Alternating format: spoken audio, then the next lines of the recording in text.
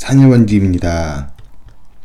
오늘은 갭을 통한 전세 레버리지 투자, 갭을 통한 전세 레버리지 투자라는 제목으로 부동산 투자의 정석 책 리뷰를 하겠습니다. 이 책의 표지는 이렇게 생겼습니다.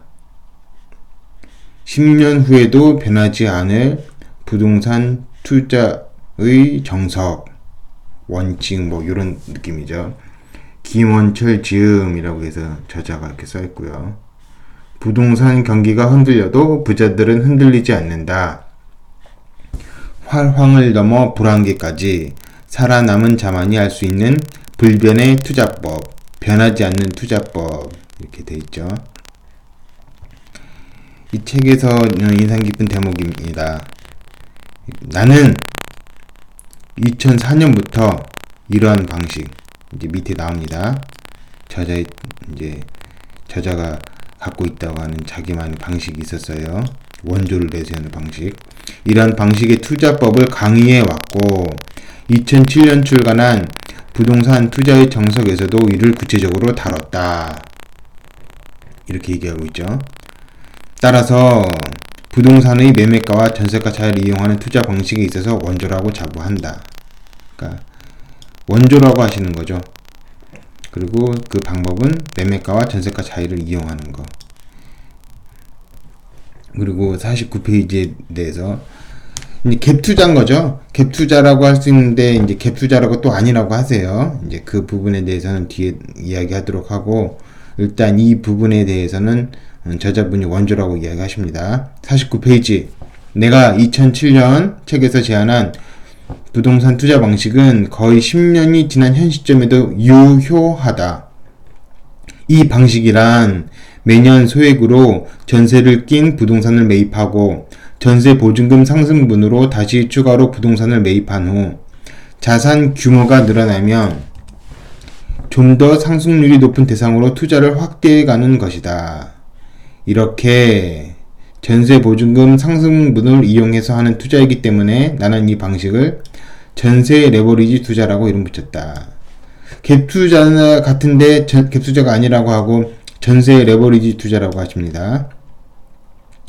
그러니까 요 방식이 이 책에 있어서 가장 오리지널한 부분이라고 하는 거죠. 그렇게 주장도 하시고 계시니까요.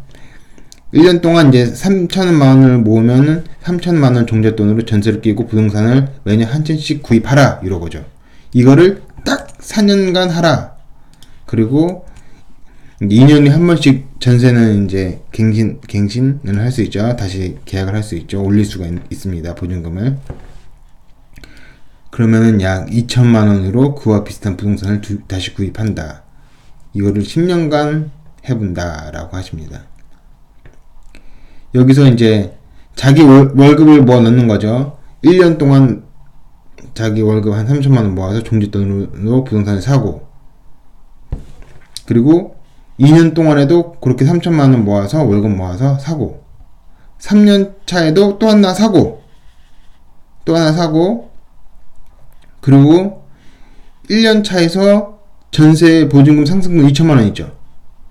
그거는 이제 이렇게 보관하고 있고, 그리고 4년 차에서 또 한 대 사고, 그리고 2년 차에서 이제 2년 됐으니까 2년 차짜리 이 집이 2천만 원 넣고, 그리고 1년 차에서 1천만 원, 이제 1천만 원만 쓰는 거죠. 그렇게 3천을 해서 한 대를 또 사는 거죠. 그러니까 하나, 그리고 두 채를 사는 거죠.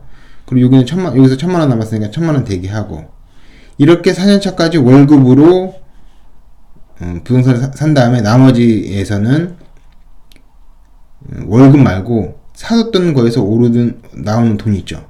이런 돈으로 살아, 요 얘기입니다. 그렇게 해서 1년 차에서부터 쭉 해서 10년 차까지 가면 몇이냐? 23채가 나옵니다. 만원 숫자죠.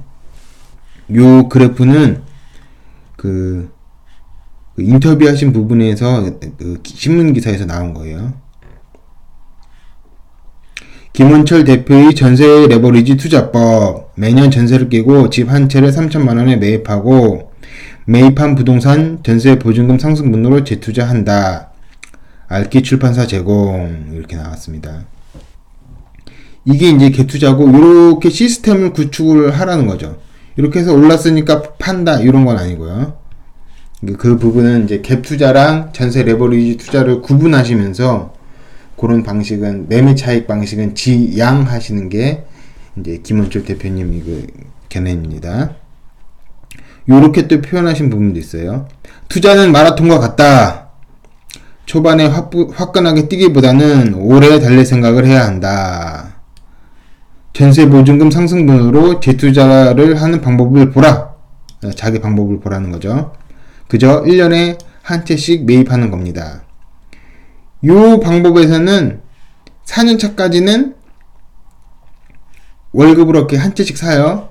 근데 이제 5년차에서부터는 그렇게 할 필요 없다고 해요. 하지만 또 그렇게 할 수도 있죠. 계속 월급으로. 그저 매년 한 채씩 살 수 있죠. 근데 이런 방법을 사람들이 왜 안 할까? 이런 생각에 또 의문이 들죠. 저자도 같은 의문을 품었고 그에 대한 답을 내놨습니다. 저자는 이제 4가지 이유 때문에 이 방법을 사람들이 많이 쓰지 않는 거라고 했는데요. 첫 번째, 부동산 화랑기에는 더 높은 수익처에 눈길이 간다. 뭐 피 받고 빨리빨리 팔고 이러는 거 있죠. 분양권 같은 거. 그런 거에 눈길 가고, 뭐 2년 기다려서 2천만 원 찔끔 나오는 거, 이런 거에 눈길이 안 간다는 거죠. 화랑기에는. 또 불황기에는 확신이 사라진다.